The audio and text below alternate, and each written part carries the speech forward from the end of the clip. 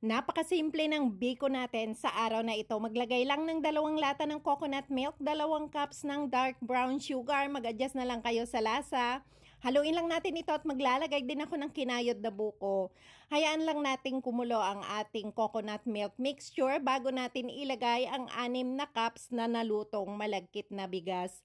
Haluin lang ito sa loob ng 35 minuto hanggang sa tuluyang maluto ang ating biko recipe. Isasalin lang natin ito sa isang bilao na may sapin na dahon ng saging. I-brush lang natin ng coconut oil ang dahon ng saging para maiwasang huwag dumikit ang ating napakasarap na biko. I-brush din natin ng coconut oil ang ibabaw ng ating biko at budburan ito ng maraming latik.